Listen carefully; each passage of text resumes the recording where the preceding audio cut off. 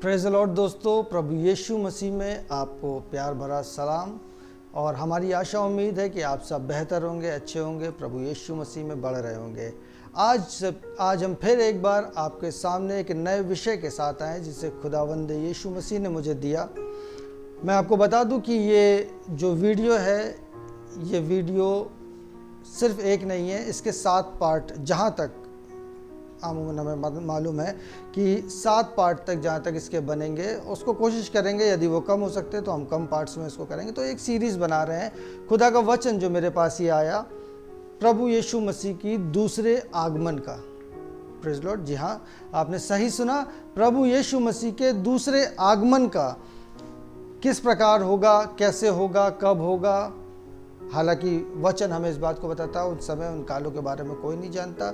और यदि हम मत्ती रचित सुसमाचार उसका 24वां अध्याय पढ़ते हैं, उसके 22वें से 42 से 44 से आज तक, तो हम वहाँ पे देखते हैं कि खुदावंद यीशु मसीह ने कहा कि वो दिन तुम पर जो है वो चोर की नाई आ जाएगा। और मतलब हमें नहीं मालूम होगा, लेकिन यदि हम खुदा के साथ लगे रहते हैं, जुड़े रहते हैं, बने रहते हैं, उसके वचनों में मनन करते रहते हैं, तो प्रभु यीशु मसीह ने यहाँ पे बहुत सारी हिंट्स जो है, बहुत सारी बातें जो है वो छुपा के रखी हैं विश्वासियों के लिए। मैं आपको बता दूँ, जो उसके साथ चलते, जो पढ़ते हैं, जो लगातार बने रहते हैं वचन में, उनके लिए बहुत सारी ऐसी गुण ज्ञान की बातें जो है वो इसमें छुपा के रखी हैं। और जब परमेश्वर का वचन मेरे पास आया तो ये बहुत बड़ा विषय हो गया। तो हमने इस पर विचार किया, विमर्श किया और ये नतीजा निकाला कि इसको पार्ट से बनाएंगे। तो ये उसका फर्स्ट पार्ट है, प्रभु यीशु मसीह के आगमन का। ये उस सीरीज़ का फर्स्ट पार्ट है। और हम जब वचन में चलते हैं तो इसको बहुत गंभीरता से, बहुत ध्यानपूर्वक देखिए, क्योंकि एक एक बात जो है वो बहुत ही महत्वपूर्ण है, जिसको समझने की आज बहुत ज़्यादा ज़रूरत है। यदि आप कहीं भी चूके तो आप नहीं समझ पाएंगे कि प्रभु यीशु मसीह का आगमन, उसके आने का समय, उसने जो जो बातें बताई, जो हिंट्स दिए, एक भी मिस हो गई तो सीक्वल टूट जाएगा। चलिए हम वचन में चलते हैं। और यदि हम प्रकाशित वाक्य की किताब देखते हैं, उसके 16वें अध्याय में जब हम देखते हैं, तो वहाँ पे भी इस बात को प्रभु यीशु मसीह हमको बता देते हैं कि मेरा आना जो है वो चोर की नाई होगा। उस दिन, उस घड़ी के विषय में कोई नहीं जानता, वो चोर की नाई आ जाऊंगा। और हम लोग इस बात को यहीं पे पकड़ के बैठ जाते हैं कि प्रभु यीशु मसीह के आने का समय क्या कोई भी नहीं जानता है, कैसे आएगा, कब आएगा, हमें नहीं पता होगा, ऐसी ऐसी बातें। ठीक है, नहीं मानते। लेकिन यदि हम वचन में बने रहते हैं, पढ़ते हैं, तो पौलुस इस बात को बड़े बेहतरीन तरीके से समझा देता है। देखना चाहेंगे कैसे? चलिए मेरे साथ निकालिए पहला थिस्सलुनीकियों उसका 5वां अध्याय, उसका पहले आयत से उसके 6ठी आयत तक हम सब मिलके देखेंगे। बहुत ध्यान से सुनिएगा, पौलुस इस बात को बता रहा है। पहला थिस्सलुनीकियों उसका 5वां अध्याय, उसके पहले पद से 6ठे पद तक। पर हे भाइयों, इसका प्रयोजन नहीं कि समयों और कालों के विषय में तुम्हारे पास कुछ लिखा जाए।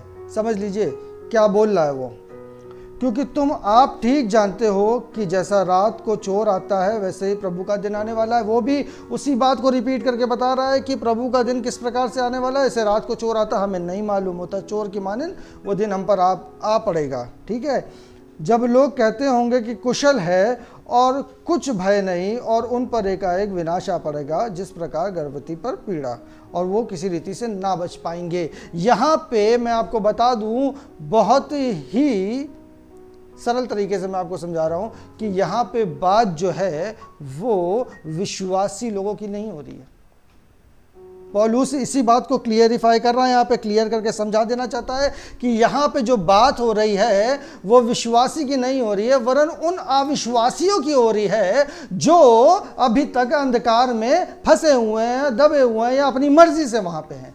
उनके लिए यहाँ पे ये जो आने वाला दिन है चोर के मानिन, उनके ऊपर चोर की नाई आने वाला है। वो किनके ऊपर आने वाला है? जो अंधकार में बैठे हुए हैं, जो अविश्वासी है, जो खुदा की बातों पर नहीं चलते, उसके साथ संगति नहीं करते, उसके साथ दुआ प्रार्थना में नहीं जुड़े हुए हैं। उनके लिए खुदा का वचन ये बता रहा है, क्योंकि यहाँ पे वो कह रहा है, जब लोग कहते होंगे कि कुशल है और कुछ भय नहीं, और परमेश्वर के लोग हमेशा परमेश्वर के भय में चलने वाले लोग होते हैं। ठीक है, यहाँ पे क्या कह रहा है कि कुछ भय नहीं, ठीक है, तो उन पर एक विनाश आ पड़ेगा। विनाश किसके लिए आ पड़ेगा? जो खुदा से लिपटे नहीं रहते हैं। खुदा अपने लोगों को ले जाने आ रहा, उनसे मोहब्बत करता, उनसे प्यार करता। उसने अपने एक लौते की जान दे दी अपने लोगों को बचाने के लिए। और जब लोगों ने मन फिराव का जीवन अपना लिया और खुदा पर अपनी आशा उम्मीद लगा ली, जब खुदा के साथ चलने लगे, उसको अपने अंदर उतार लिया, खुदा की मर्जी के मुताबिक चल रहे, तो उनके ऊपर विनाश का दिन नहीं आएगा, वरन खुशी का दिन होगा कि हम खुदा के साथ जाने वाले हैं। और यहाँ पे वचन बता रहा है, क्या बता रहा है? कि विनाश आ पड़ेगा। जिस प्रकार गर्भवती पर पीड़ा, और वह किसी रीति से ना बच सकेंगे। कौन नहीं बच सकेंगे? जो खुदा से दूर रहते हैं, जो खुदा से बैर रखते हैं, जो खुदा पर विश्वास नहीं करते हैं, वरन अंधकार की बातों में खोए रहते हैं, उलझे रहते हैं, उसी में उनको मजा आता है। उन लोगों के विषय में बात कर रहा है खुदा का कलाम। इस समय पौलुस इस बात को समझा रहा है कि वो वचन हमारे लिए नहीं है, वो उन लोगों के लिए है। उन लोगों पर जो दिन है वो चोर की माने आ पड़ेगा। लेकिन अब यहाँ से ध्यान से सुनिएगा, विश्वासियों के लिए बहुत खूबसूरत आयत है। क्या बोल रहा है? पर हे भाइयों, तुम तो अंधकार में के नहीं हो। Praise the Lord, hallelujah. पर हे भाइयों, तुम अंधकार में के नहीं हो कि वह दिन तुम पर चोर की नाई आ पड़े, क्योंकि तुम सब ज्योति की संतान और दिन की संतान हो। हम न रात के हैं और न अंधकार के, इसलिए जागते और सावधान रहें। प्रेज द लॉर्ड, हम सोते ना रहें, हम जागते रहें, सावधान रहे। हम उन 5 कुंवारियों की तरह ना बने जिनके कुप्पियों में तेल खत्म हो गया था, उनकी जिनकी मशालें जल रही थी। जब खुदा आया, जब दूल्हा आया, तो उसके साथ जाने वाली हो सके। देख लीजिए खुदा का वचन क्या बता रहा था। वो कहता चोर की नाई आऊँगा, लेकिन उसने यहीं पे अपने वचन में आग थोड़ा सा आगे चलते ही, पहले थेसलोनिकियों उसका 5वां अध्याय उसके पहले पद से 6ठे पद के बीच में हमको ये बता दिया कि ये वचन जो था, ये जो बातें बोली गई है, ये उन अविश्वासियों के लिए बोली गई हैं, हम विश्वासियों के लिए नहीं। क्योंकि हम विश्वासी जो हैं वो खुदा की संतान हैं, ज्योति की संतान हैं। हम सोते नहीं हैं, हम जागने वाले लोग हैं और अपने अपने वस्त्रों की चौकसी करने वाले लोग हैं। क्यों ऐसा उसने बोला? यदि हम इसके पहले वचन को देखते हैं तो वहां पे खुदा का वचन कह रहा, पर हे भाइयों, इसका प्रयोजन नहीं कि समयों और कालों के विषय में तुम्हारे पास सब कुछ लिखा जाए। क्यों ऐसा वचन पौलुस ने ये वचन क्यों लिखा? कभी आपने गंभीरता से इस पर सोचने और विचार करने की कोशिश करी है? नहीं करी है। मैं बता रहा हूँ आपको ऐसा उसने क्यों लिखा। चलिए मेरे साथ निकालिए पहला यूहन्ना उसका 2 अध्याय उसके 27वें वचन से। देखिए क्यों उसने ऐसा बोला था। यहाँ पे लिखा हुआ है, और तुम्हारा वह अभिषेक जो उसकी ओर से किया गया तुम में बना रहता है, और तुम्हें इसका प्रयोजन नहीं कि कोई तुम्हें सिखाए, वरन जैसे वह अभिषेक जो उसकी ओर से किया गया तुम्हें सब बातें सिखाता है, और वह सच्चा है और झूठा नहीं, और जैसा उसने तुम्हें सिखाया वैसे ही तुम उसमें बने रहते हो। Praise the Lord. क्यों? अब समझ में आया उसने क्यों इस बात को लिखा वहाँ पे कि इसका प्रयोजन नहीं कि तुम्हें समय और कालों के बारे में बताया जाए, तुम्हें खुद पता होना चाहिए, तुम ज्योति की संतान हो। और यहाँ पे पहला यूहन्ना उसके 2 अध्याय में जब हम देख रहे हैं तो वो बात कर रहा पवित्र आत्मा की, क्योंकि खुदावन यीशु मसीह जाने से पहले जब वो गया तो उसने पवित्र आत्मा हमारा सहायक जो था उसको हमें दे के गया। और जब हम खुदावन यीशु मसीह के साथ जुड़ जाते हैं, जब हम बपतिस्मा ले लेते हैं, तब हम पवित्र आत्मा दान में उससे पा जाते हैं। और यदि अब तक नहीं पाते हैं तो हम दुआ प्रार्थना करके परमेश्वर के सामने गिड़गिड़ा के घुटने टेक के उससे पवित्र आत्मा दान में प्राप्त कर सकते हैं। और जब हम पवित्र आत्मा अपने अंदर पा लेते हैं तो हमें किसी के पास सीखने या समझने के लिए नहीं जाना पड़ता है। वो क्या कह रहा है कि तुम्हें जो अभिषेक दिया गया, यानी कि वो पवित्र आत्मा, वो ही तुम्हें वहां पे सिखाएगा, समझाएगा, बताएगा, मेरी बातों में से लेकर तुम्हें समझाएगा। ऐसा क्यों बोला कि हमें जांच पड़ताल करने के लिए किसी औरों के पास नहीं जाना है, किसी से पूछने की जरूरत नहीं है। परमेश्वर का आत्मा जो है वो हमें समझाने के लिए काफ़ी है, वही हमारा सहायक है। यही तो खुदावन यीशु मसीह इसीलिए तो हमको सहायक के रूप में पवित्र आत्मा दे के गया है। और आज हमें समझ लेने की जरूरत है ऐसा उसने क्यों बोला, क्योंकि खुदा का कलाम इस बात को बताता कि अंत के दिनों में बहुत सारे ऐसे झूठे भविष्यवक्ता खड़े होंगे कि वो आपको भरमा दे। और ऐसा भी संभव है कि चुने हुए को भी भरवा दे। इसलिए किसी के पीछे भागने की जरूरत नहीं है। भागना है तो खुदावन यीशु मसीह के पीछे भागिए। चलिए आइए विषय में आते हैं और विषय में देखते हैं प्रकाशित वाक्य उसका 19वां अध्याय उसके 11वें पद में खुदा का वचन क्या बताता है। प्रकाशित वाक्य उसका 19वां अध्याय और उसके 11वें वचन में खुदा का वचन इस बात को बता देता है कि पहले तो इस बात को जान लीजिए कि खुदावन यीशु मसीह जो आया था पहली बार, और खुदावन यीशु मसीह जो आ रहा है अब दूसरी बार, जिसके विषय में हम बात कर रहे हैं। पहली बार वो जो आया था वो क्यों आया था? खुदा के प्रेम को लेके आया था, परमेश्वर के प्रेम को लेके आया था, प्यार को लेके आया, उसको दर्शाने आया था। उसने अपनी जान तक हमें बचाने के लिए दे दी थी। लेकिन मेरे अजीजों, इस बात को बहुत अच्छी तरीके से समझ लीजिएगा, इस बार ऐसा कुछ भी नहीं है। इस बार जो वो आ रहा है वो गुस्से में भरा हुआ आ रहा है। वो इस बार प्यार नहीं दिखाने आ रहा, वो न्याय करने आ रहा है। प्रेज़ द लॉर्ड, वो न्याय करने आ रहा है। खुदा का वचन इस बात को बता देता, यदि हम प्रकाशित वाक्य किताब उसके 22वें अध्याय के 12वें पद को यदि हम देखते हैं तो वहाँ पे लिखा हुआ है कि देख मैं शीघ्र आने वाला हूँ और हर एक के कामों के अनुसार पलटा लेने के लिए प्रतिफल मेरे पास है। वहाँ पे क्या कह रहा है खुदा का वचन? देख मैं शीघ्र आने वाला हूँ और हर एक के कामों के अनुसार उसको पलटा देगा खुदा। इस बार वो मरम्मत नहीं करेगा, इस बार वो रियायत नहीं करेगा, इस बार वो दया नहीं दिखाएगा, लेकिन वो सच्चा न्याय करेगा। आइए प्रकाशित वाक्य उसका 19वां अध्याय उसके 11वें पद में हम देखते हैं क्या लिखा हुआ है। फिर मैंने स्वर्ग को खुला हुआ देखा और देखता हूँ कि एक श्वेत घोड़ा है और उस पर एक सवार है जो विश्वास योग्य और सत्य कहलाता है। प्रेज़ द लॉर्ड, क्या कहलाता है वो सवार? सत्य कहलाता है। खुदा का वचन यूहन्ना रचित सुसमाचार उसके 14वें अध्याय में यदि हम पढ़ेंगे तो वहाँ पे लिखा हुआ है, क्या लिखा हुआ है? खुदावन यीशु मसीह कहता है कि मार्ग, सत्य और जीवन मैं हूँ। यानी सत्य कौन है? खुदावन यीशु मसीह है। तो इस घोड़े के ऊपर जो सवार है वो कौन है? वो खुदावन यीशु मसीह है। और वह धर्म के साथ न्याय और लड़ाई करता है। प्रेज़ द लॉर्ड, वो धर्म के साथ आ रहा है, क्या करने? न्याय और लड़ाई करने आ रहा है। वो मुरव्वत नहीं करेगा इस बार। इस बात को ध्यान से समझ लीजिए कि हम इसी सोच में बैठे हों कि वो तो रहम दिल परमेश्वर है, वो तो खुदा जो है मेरा दया का सागर है। हम जाएंगे उससे प्रार्थना करेंगे, गिड़गिड़ाएंगे, माफ़ कर देगा। नहीं करेगा, भूल जाइए, इस बार नहीं करेगा। इस बार वो रहम करने, दया करने नहीं आ रहा है। पिछली बार जो आया था प्रेम लेके आया था, इस बार परमेश्वर के क्रोध को लेके आ रहा है। हम समझ लीजिए, अभी हमने पढ़ा था विनाश का दिन आ जाएगा, उन पर विनाश आ पड़ेगा। किन पर?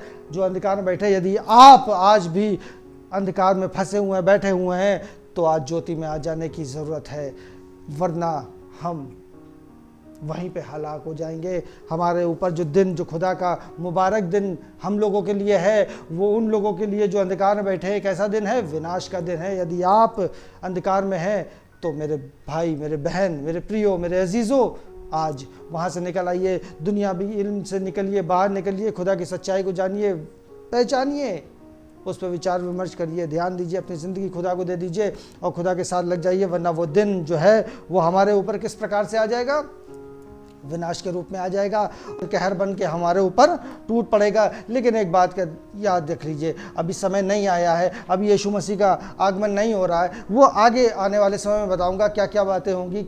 इसके 7 टॉपिक जो है वो 7 जो अलग अलग वीडियोज़ आएंगे, हर एक टॉपिक के ऊपर एक वीडियो है।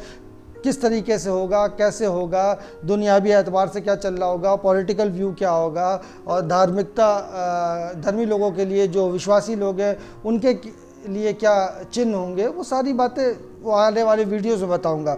लेकिन अभी समय नहीं आया है, अब यीशु मसीह नहीं आया है, इसलिए अभी हमारे पास समय है कि हम क्या करें? अभी सचेत हो जाएं, अभी से मन लगा ले, ध्यान करें, गंभीरता से इस वचन को ले ले। क्योंकि खुदा का वचन जो है, दूसरा पत्रस उसका 3रा अध्याय उसके 9वें पद में क्या बताता है? वो किसी भी गुनहगार की मौत से खुश नहीं होता है। वो चाहता है कि मन फिराव का उसको अवसर मिल जाए, तौबा तक बात पहुंच जाए, तौबा कर ले, पश्चाताप कर ले, और जो है वो नाश ना हो, वरन अनंत जीवन पा जाए। क्योंकि जो खुदावन यीशु मसीह पर विश्वास कर लेता है, उसे अपना उद्धारकर्ता मान के अपनी ज़िंदगी में ग्रहण कर लेता है, उस पर दया की जाती है और वो अनंत वारिस हो जाता है उस स्वर्गीय धाम का। तो आज ज़रूरत है किस बात की? प्रेरित 3:19 की, कि मन फिराओ और लौट आओ ताकि तुम्हारे पाप मिटाए जाए। देखिए, समय बहुत गंभीर है, बहुत अंत का समय चल रहा। अंत का समय नहीं चल रहा, अंत का घंटा चल रहा है, समझ लीजिए। ये लास्ट आवर में हम लोग चल रहे हैं और अभी भी नहीं सचेते। देख लीजिए किस प्रकार से महामारी आ रही है, किस प्रकार से रोग जो है वो फैल रहे हैं, अपने अजीज़ों को खो रहे हैं, अपने दिल के जो करीब हैं वो हमसे चले जा रहे हैं, मर जा रहे हैं, हम उनको खो दे रहे हैं। कब तक आप दो विचारों में अटके रहेंगे? खुदा का वचन भी इसी बात को पूछता है, कब तक दो विचारों में अटके रहोगे? देखिए, मेरी विनती है, यदि आप इस वीडियो को देख रहे हैं, समझ रहे हैं बातों को, और आपके अंदर भूख और प्यास है वचन की, तो सचमुच आज आपके पास समय है, ये मौका है कि मन फिराइए, लौट आइए, ताकि आपके पाप मिटा दिए जाएं, ताकि हम खुदावन के साथ विश्रांति के दिन हमारे जीवनों में आए, हम प्रभु के साथ, उसकी कलीसिया के साथ उस बादलों पे जाने वाले हो सके, अनंतकाल के वारिस हो सके। यीशु मसीह आ रहा है, किस प्रकार से आ रहा है? विनाश का दिन होगा वो हमारे लिए, या उद्धार का दिन होगा हमारे लिए? आज जानने की बहुत ज़रूरत है, आज समझ लेने की ज़रूरत है, आज पश्चाताप करने की ज़रूरत है। यदि आपने पवित्र आत्मा अभी तक नहीं पाया है तो जाइए, खुदावंद यीशु मसीह के सामने घुटने टेकिए, उससे मांगिए, वो देगा। 100% गारंटी देता हूँ मैं, वो पवित्र आत्मा आपको देगा। यदि आप सच्चाई, दयानतदारी, ईमानदारी के साथ उसके साथ बन के लग के चलेंगे, उससे मांगेंगे, गिड़गिड़ाएंगे, तो वो देगा। आज समय है, सचेत हो जाइए। आगे आने वाले वीडियोस जो आने वाले हैं, उनमें हर एक बात को स्टेप बाय स्टेप मैं बताऊंगा। वीडियो लंबा होता है तो लोग देखना पसंद नहीं करते, इसलिए शॉर्ट में लेकर चल रहा हूँ। कई वीडियोस बनाने हैं, तो अपनी बातों को यहीं पे विराम दूंगा और कहूँगा कि देखिए, प्रभु में बने रहिए, विश्वास में कमज़ोर मत पड़िए।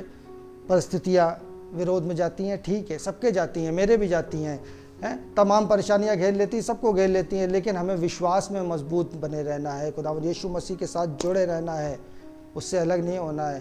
क्योंकि नहीं जुड़े रहेंगे तो बिल्कुल भी आशा उम्मीद नहीं है कि हम सर्वाइव कर पाएँ, लेकिन अगर हम जुड़े रहेंगे तो हम ज़रूर निश्चय सर्वाइव कर पाएंगे उसके साथ। ठीक है, प्रेज़ द लॉर्ड। दोस्तों, अभी समय होगा कि मैं आपसे गुजारिश करूं कि यदि चैनल पे आप नए हैं तो इसको ज़रूर से सब्सक्राइब कर दीजिएगा, वीडियो अच्छा लगा हो तो लाइक कर दीजिएगा, आगे शेयर कर दीजिएगा, ताकि दूसरे भी इन वचनों से अपने जीवन में आशीष और बरकतों को हासिल करने वाले हो सके।